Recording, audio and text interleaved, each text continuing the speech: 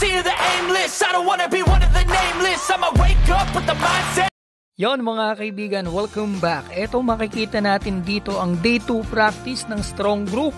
Dwight Howard sumalpak na at viral dahil sa sinabi nito sa Pistons. Andre Robertson talaga nagpasikat, pati na si Justin Baltasar.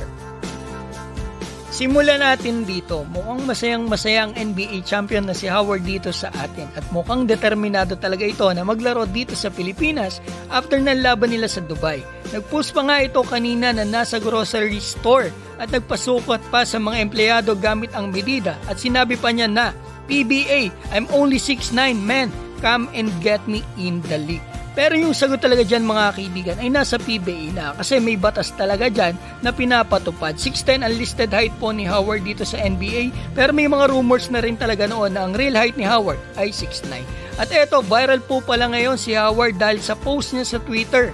Pinost kasi niya mga kaibigan itong bagay na ito. Ito yung mismong tweet niya, my team in the Philippines could beat the Pistons. Siya daw, si Andre Blatch, Andre Robertson, si Mackenzie, lol, it's over. Kaya naman viral talaga to. Pinost na rin po ito ng ilang sikat na pages doon sa social medias. Para sa akin mga kaibigan, kung isasama niyo si Jordan Clarkson, Kai Soto, AJ Edu, Jalen Green, sigurado malaki po ang chance nila na talunin ang Detroit Pistons.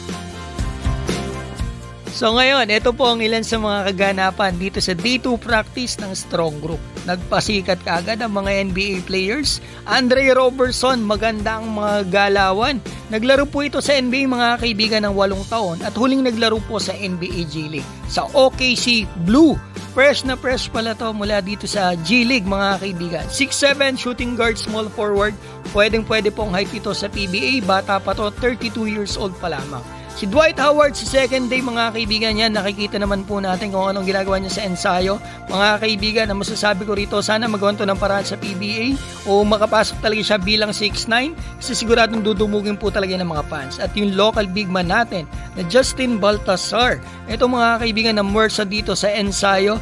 Ang alam ko hindi muna to magpapadrop or maglalaro sa ibang liga, doon pa rin siya sa MPBL mga kaibigan. Alam nyo, saludo ako dito sa bumubuo dito sa Strong Group. High profile mga imports natin at nabigyan pa nila ng trabaho o opportunity ang mga players natin na bakante ngayon. Like eto si Andre Blatch, ang tagal na nating hindi nakikita maglaro ang player na ito. At yung Jordan Sniper heading 8 months ng bakante, so eto makakalaro na siya. Abangan po natin yan mga kaibigan, malapit na po ito January 19 hanggang 28. According kay Coach Charles Yu, mukhang ginagawa nila ng paraan na magkaroon ng free live streaming dito sa atin sa Pilipinas. So maganda yun mga kaibigan. So ito, maaari po kayo magkomento ng inyong opinion dyan sa baba at babatiin ko lamang po si Elizalde Colantro Jr., Rafi Trajano Jr., ang daming Jr. Annette Alegre D, Renato Sageco, Paulo J. Cebu, Archie Yamane, Sparty, THT at Joselito Andrado. Maraming salamat po sa inyo mga kaibigan and God bless.